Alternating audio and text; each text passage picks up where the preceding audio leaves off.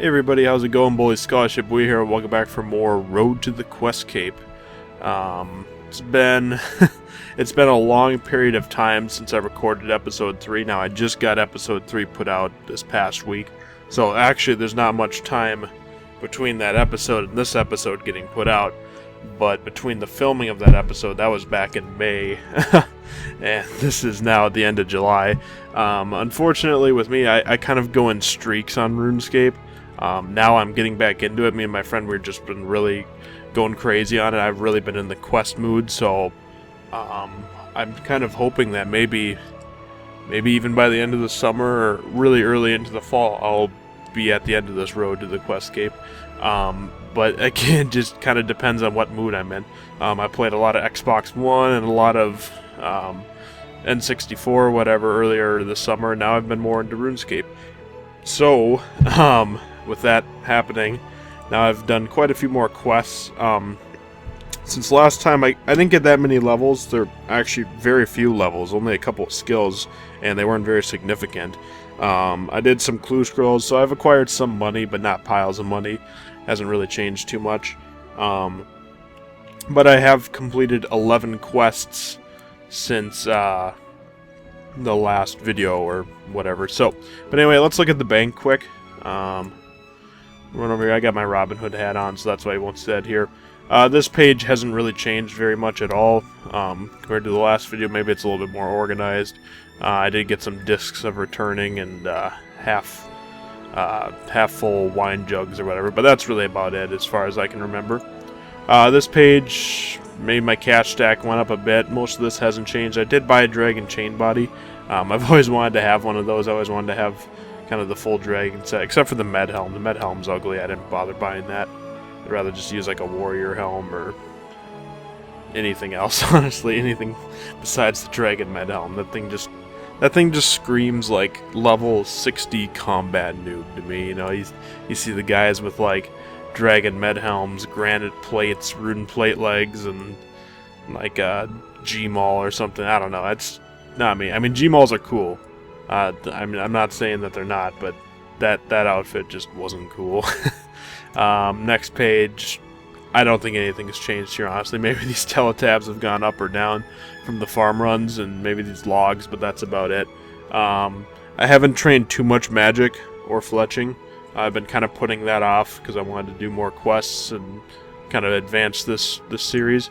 Next page here, not much change. I probably acquired a few more placeholders for seeds because I've been training thieving. That's kind of the main skill that I have trained since the last video. So I was pickpocketing master farmers. But yeah, that's about it. I just sold my loot here, my limpworts and Avanto herbs, so I don't really have any of those to price check, although these have really crashed since the last video, which is unfortunate. But in a couple more levels I can grow snapdragon seeds, so once I get back into farming, hopefully I can get 62, and then I can grow snapdragons, which I think are pretty good profit from what my friend told me. This page, like I said, probably hasn't changed at all. Maybe a few more potions from quests and stuff, but nothing really to note. Ring near the jewelry page, nothing really. Maybe another key or two. Just placeholders for everything. The usual clothing. I got my full desert Arab guy outfit. Not trying to be racist, it's just what it looks like. Use this in a quest that I completed, so we'll talk about that a little bit later on. Next here we got some quest items. I got a few more things from Sheep Herder and from the feud. Couple of different quests I've done. That rat poison I'm saving because in one of the quest guides I was reading it said to grab a second one because you can use it in a different quest. I don't remember which one. And the junk tab, just some stuff that I have to sell or maybe I'll hang on to. I think a lot of this might be for clue scrolls and stuff, or treasure trails. But yeah, that's about it. There's my my bows that I've been working on. I have to string a decent amount. I still got to cut a lot of them, but like I said, I've been kind of putting off the magic fletching thing, which eventually I'll take that up again. Moving on from there, A few other things I just wanted to talk about. Back in the month of May, which was kind of the end of my second year of college, they released Big Mo, and he would sell clue scrolls for like 10 coins or 50 coins. I don't remember. It was a random clue scroll. So I got a few screenshots here to throw up. Nothing too crazy I got from those, and I fell kind of behind because I had some quest requirements for some clue scrolls, and then I was busy with homework, or I just wasn't in the mood, so I only got like 9 or 10 screenshots, and a lot of them are junk. A couple were okay. I know I got a couple of God armor or God themed pieces. I like some dragon hide. I think I got a page there, but nothing crazy by any means. But just gave me a little bit of money or whatever. So yeah, that's about it with that stuff. Now moving on to the quests, I did count them, and I did some math or whatever, seeing how many quests I have completed in regards of the total quests you can do. There are 127 quests, and then after that there's one more additional quest. After you complete Rag and Bone Man, he has a wish list, which you can complete, and you actually do have to complete for the quest cape, so that brings us up to 128 quests total, if you count that. And then along with that, there's a total of 246 quest points, so let's just keep that in mind.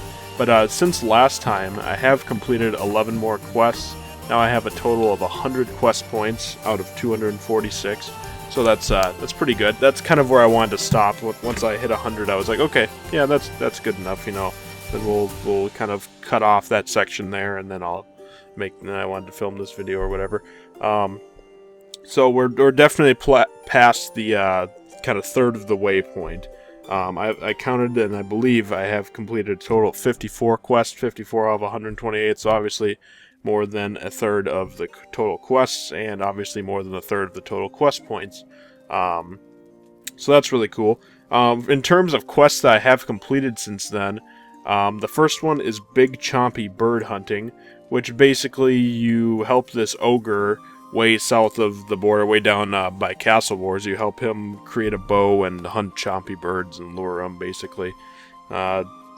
Pretty basic quest. The next one I did was Fishing Contest, which the reason I actually started this quest was for a clue scroll, and I never got around to finishing or doing the quest, and I think I ended up just dropping the clue scroll and buying a different one the next day once Big Mo respawned or whatever. But anyway, I did do that quest eventually once I started picking up questing again. And pretty much you go and you win a fishing contest so you can get a trophy for this dwarf who wants a trophy. That's pretty much all I got out of it. But then it does give you access to the underground pass between, Teverli and, what's the name of the fishing village? Whatever it is. Catherby, however you pronounce that. You do get access to that. So especially if you have a low magic level or you don't have the means to teleport, it's a much quicker way between that instead of having to go over White Wolf Mountain like I did a bunch as a kid when I played this. Next quest was Clock Tower. Basically, you help this monk who lives at a clock tower south of Ardoyne here. Basically, just straight south, there's a clock tower. You help him find some of the gears or whatever to his clock tower and get it running again. Really simple quest. Next, one of my favorites from back in the day was Murder Mystery. Basically, you go north of Sears Village, and you find yourself at the huge mansion. And basically, the father of the mansion, I don't remember the name of it, I'll put the name of the mansion up. He's been murdered. And you have to go around and collect a bunch of evidence and talk to people and do some fingerprint analysis and see who the murderer is. And what's cool about that quest is that it's actually different for everyone who the culprit is. So that's a really cool quest. And I don't know, I really like it. Any quest where you get to explore a mansion or something, I just really like, because mansions are cool. What's not cool about it? Moving on, I did do Tourist Trap. A lot of these later quests I did for their rewards because I got thieving experience. And I'm going to need 53 thieving for Desert Treasure, and I think 58 thieving for Grimtails. So I've just been trying to get quest experience for thieving. Might as well. Beats just standing there and pickpocketing people all day. Now I did get 40 from quests or whatever, and then I went from 40 to 45, I think, from just pickpocketing master farmers. It's pretty quick. I did most of that today in like maybe an hour and a half or something before work. But anyway, in Tourist Trap, you help this woman find her daughter who got kidnapped by this like slave camp that's mining down in the desert south of Shanty Pass, and you have to sneak her out. You throw her in a barrel and you get her out or whatever. It's an interesting quest. A lot of running back and forth in the desert, but got it done with. Oh, I didn't mention this. Sorry, the order's going to be screwed up, but that's alright. It's not a big deal. Hazy Occult, basically, really south of here, there's another mansion or kind of manor house, and basically there's this house, this family, and you talk to the guy, and he says that this weird cult of creepy-looking people have been breaking into his house and messing with him. It, actually, the name of it's the Carnelian, I believe they are. Carnelian household. Yeah, there we go. The Carnelian, I don't know how, whatever. Basically, you help them out deal with this weird cult that's living in the sewers south of Artie, and basically you go and kick their butts and find out who the inside man is or whatever, who's been helping them break into the house and terrorize people. Whatever. Moving on there, we got Sheep Herder, which I did the other night, which a lot of people consider that quest to be really frustrating. I didn't think it was too bad. I remember doing it for the first time, and I didn't think it was too bad then either, so maybe I just got lucky, or I have a different idea of what really frustrating is. But I didn't think Sheep Herder was too bad the second time around. You just poke the sheep and just spam click them, and it's kind of sad, because basically the plot is that since from the plague or whatever, or some effect of the plague over in Western Ardoin has affected these sheep, and you just basically, they're contaminated, so you have to kill them. So you go and you feed them like poisonous food, and then they like happily eat it up, and then they die, and then you burn their bodies. It's really quite depressing, honestly. Yeah, so glad that's over with. Me and my friend, we actually did Fairy Tale Part 2, which I believe has the subtitle Cure a Queen. Yeah, basically you go and create the potion to cure the Queen of the Fairies. It's pretty simple. You do get access to fairy rings after that, so that's really nice.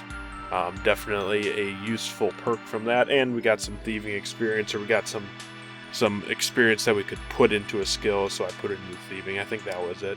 So yeah, there's a reason for all that. The last couple ones, I got 3 more here. The Feud. Like I said, this is way out of order. My notes here aren't very good. I kind of just scribbled down all of the quests I did, not in a very good way. But anyway, the Feud, basically down in the desert again, down near Polnovich, I believe it is. You help settle some issues between 2 gangs, the Menophyte thugs and the like just desert bandits or whatever. They're kind of duking it out, and you go and you try to create peace, and it's interesting. Get some good thieving experience from that. And then next we have Scorpion Catcher, which I just did last night actually, which is a really quick quest. You can do that in like 10 minutes, especially if you have a 70 agility or higher, which is definitely a perk. So yeah, with 70 agility, you can skip getting the Dusty Key when you go to get one of the scorpions in the Taverli dungeon. But yep, you help this wizard south of Sears Village get his 3 scorpions back. Really chill quest, really fun. I kind of like the really basic quests like that, where it's just, yeah, go do this, rather than these ridiculous, like, huge plot, crazy thing, gods dying and fighting and stuff in the new game. I kind of like these just really basic, classic quests that you do in this game. Or, I don't know, they just have so much character to me. They don't feel it's forced, and they don't try so hard to be cool. Instead, they were just kind of charming in their own way. You know, and when you climb up that wizard's tower, it's like, oh dang, this guy's got a sick house. I don't know. Maybe it's just me, and maybe I'm the one that feels that way, but I think it's really cool. And then the final one is Tribal Totem, which you actually kind of takes place right here in the city of Ardoin. You sail to Brimhaven, just south of here. You take the little ship over there. You can talk to the customs officer, and they'll sail you over there. And you talk to this guy who's obviously part of a tribe, and he wants his totem back because it got stolen by another guy who lives in a mansion. Lots of mansion quests in this series. And basically, you have to find a way to break into his house and steal the totem back, and you give it back to the guy. And I think you also get some thieving experience from that. But maybe not. I could be totally wrong. I get everything mixed up when there's 11 quests. The rewards are hard to keep track of. But anyway, so yeah, a lot of quests done, so that was really good. And I intend to continue doing a lot of quests kind of every week.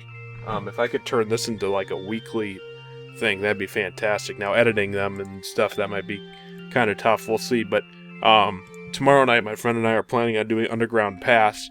And what I want to do for like the really big quests that I really like, I want to film them. I don't know if I'll film them with my commentary, because I feel like that'd get really boring after a while. But instead, maybe just film and just add some really cool music, or just have the raw sound effects of the game recorded and just put that up just to kind of keep it pure and just have documented some of my favorite quests. So we'll see. I'll make that decision, but I'm probably going to record it. Windows 10 came out today, so I might mess around with that. I'm debating if I'm going to upgrade that or not. Hopefully all my programs will still work, but I can always go back if that doesn't work. But anyway, guys, I think that's all we're going to have time for today. Hope you guys enjoyed, and until next time, guys, I'll see you on Road to the Questcape. Take care.